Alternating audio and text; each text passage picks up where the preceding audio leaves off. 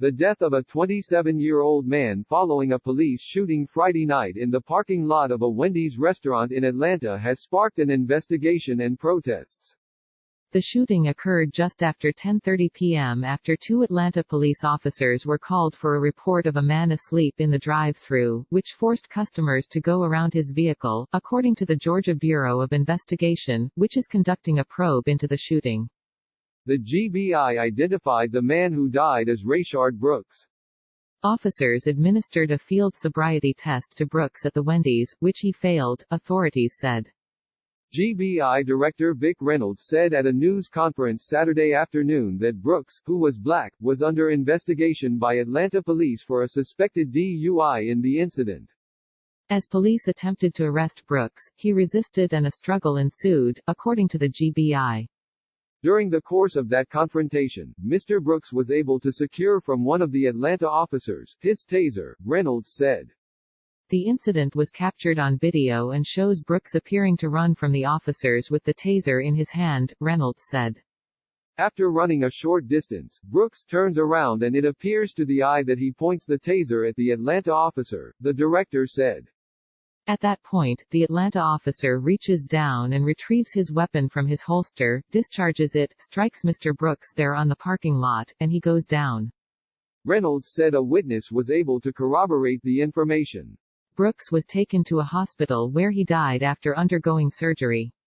An officer was also injured in the incident and released from the hospital, a GBI release states. The officers involved in the shooting have been removed from duty pending the outcome of the investigation, according to NBC affiliate WXIA in Atlanta. Their names have not been released. The Atlanta Police Department could not immediately be reached by NBC News on Saturday. Fulton County District Attorney Paul L. Howard Jr. said in a statement Saturday that the GBI will turn over its findings to his department, but that his office has already launched its own intense, independent investigation of the matter. Lastly, our thoughts and our sympathies are extended to the family of Rayshard Brooks, as we must not forget that this investigation is centered upon a loss of life. In cell phone video posted on social media by people who said they were at the scene, Brooks appears to be on the ground struggling with two officers before getting up and running away. One of the officers appears to use a stun gun while running after Brooks. Moments later, gunshots can be heard. Reynolds said the agency will digitally enhance video taken at the scene and plans to release it to the public later on Saturday. We want everyone to see what we have seen in this case. And that's why, again, I would ask for some patience. I don't want anyone, in any circumstances, to rush to any form of judgment, he said. A crowd of people gathered at the scene to peacefully protest the shooting on Saturday.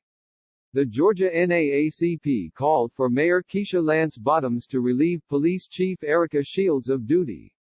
The body cam footage and all surveillance video from surrounding buildings need to be released immediately, the organization tweeted Saturday. At Atlanta_police has had a culture of excessive use of force.